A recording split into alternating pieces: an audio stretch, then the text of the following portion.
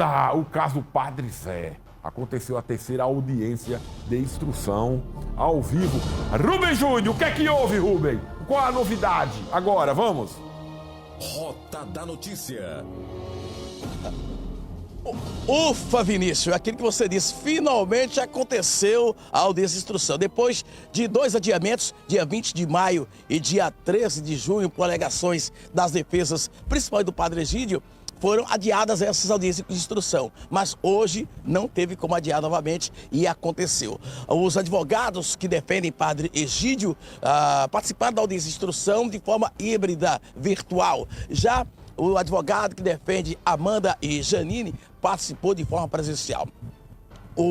A audiência de instrução foi presidida pelo Dr. José Guedes.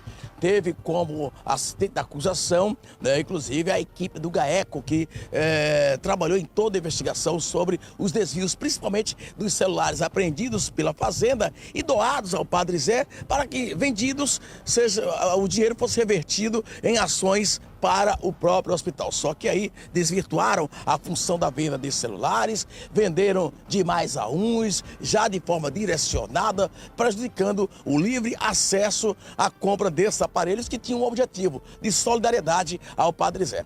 Tudo isso foi descoberto, inclusive, com denúncia que surgiu primeiramente com você, Vinícius Henriques, através aí do programa Rota da Notícia de manhã, depois durante toda a programação do Sistema Arapuã de Comunicação, e deu vazão à informação que culminou com uma grande operação do GAECO, que acabou identificando 3 principais suspeitos de envolvimento. O Padre Egídio, que presidia a instituição naquele momento em que aconteceu os desvios, a Amanda e a Janine. Dos 3, apenas a Janine continua cumprindo a prisão em regime fechado. A Amanda e o Padre Egídio estão em regime domiciliar, sob a cautelar de usar a tornozeleira eletrônica. Nós conversamos com o advogado Dr. Oberdan, que defende Janine e também a Amanda. Perguntei a ele por que a Janine continua presa e a Amanda, uma das suas constituintes, está respondendo em liberdade. Vamos ouvir o que falou o Dr. Oberdan sobre esta audiência de instrução, a primeira que finalmente aconteceu hoje na 4ª vara do Fórum Criminal aqui da capital paraibana.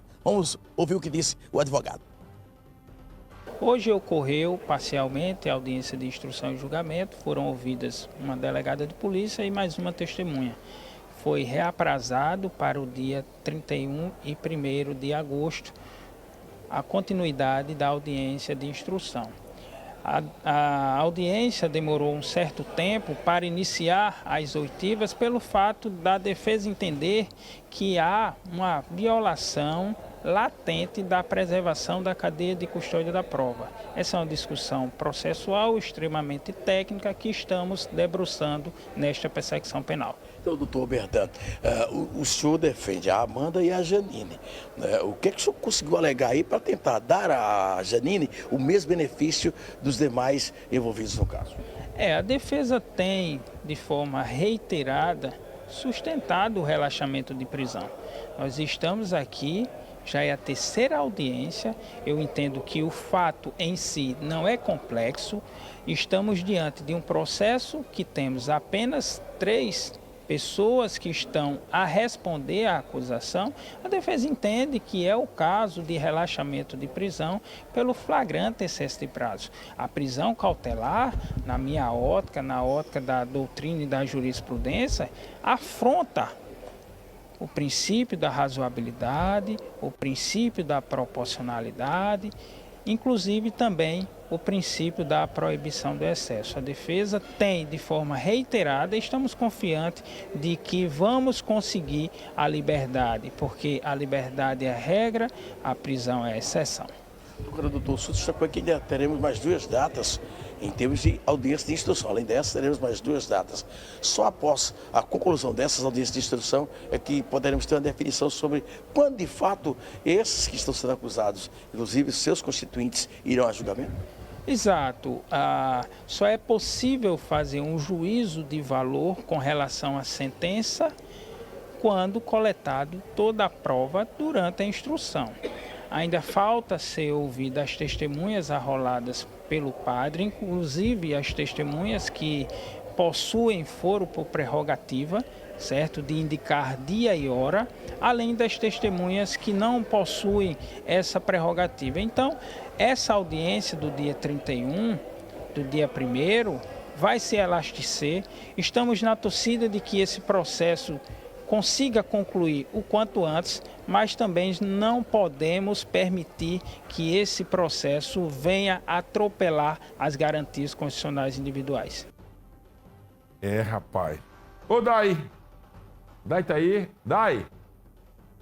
Sobre a razoabilidade em relação a Janine, faltando essa razoabilidade em relação a Janine, que continua respondendo em cárcere, né, encarcerada, ao mesmo processo que responde Padre Egídio e Amanda, porém os dois estão em prisão domiciliar. Um detalhe que foi questionado também pelo doutor Berdan é que pessoas que foram citadas no processo não foram sequer convocadas pela Justiça para prestarem esclarecimento de o porquê essas pessoas foram citadas. Enfim, ele espera que nas próximas audiências de instrução haja a convocação dessas pessoas citadas em todo o processo que envolve o Padre Zé. As próximas audiências de instrução ocorrerão nos dias 31 de julho e dia 1º de agosto, para aí sim a Justiça determinar o dia que as pessoas diretamente envolvidas irão, suspeitas de participarem deste esquema, irão a julgamento.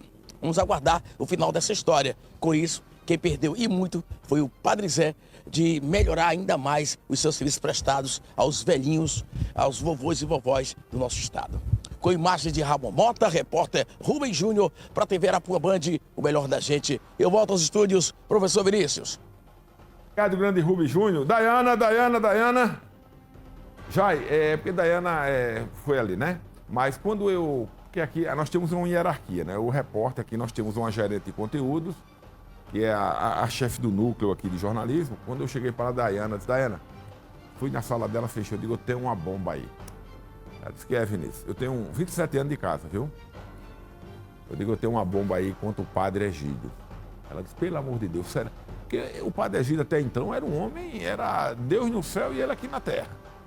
Eu digo: eu não tenho nada contra ele não, mas minha fonte aponta. A gente mandou várias vezes equipes lá falar com ele, para entender, né? E nada. E o gordinho aqui investigando, na minha investigação paralela, porque eu não sabia dos desvios de verba, não. Eu tenho que ser muito verdadeiro, como sempre eu sou. A situação era dos aparelhos, que eu achei que era 40, foram mais de 500. Até que eu descobri que tinha um preso lá no Roger, que era o Samuel II, o que viajou com o padre lá para Foz do Iguaçu para trazer vários caixas das doações da Receita Federal. De um lote que veio para o Padre Zé vender, fazer bazar e transformar em dinheiro para ajudar. A ideia da Receita é muito louvável, né? Eles fazem um preço mínimo e daí o que vender é para toda a instituição, né? Então foi quando a gente descobriu aí essa situação e depois veio como um tsunami. Era uma marola, a partir daí eu não sei mais quem foi. Agora, cadê os empresários que deram notas fiscais fraudulentas para poder calçar na contabilidade o que aconteceu aí, né? Só pegaram os 3 e o resto? Quem comeu as verbas públicas? Hein? Eu acho que ela tem que sair, a Janine, porque os dois estão... Uma tá porque tem um filho, né? Um filho, e o Padre Egídio morando numa mansão, numa cobertura na frente da praia, tomando a brisa do mal. Cadeia boa danada. Se bem cadeia não é boa em canto nenhum, mas poderia ser pior, né? É isso que eu estou dizendo. Então, bota ela também para responder em casa, com a tornozeleira. Uma mulher nunca foi presa, é primária, né? Nem conheço, viu?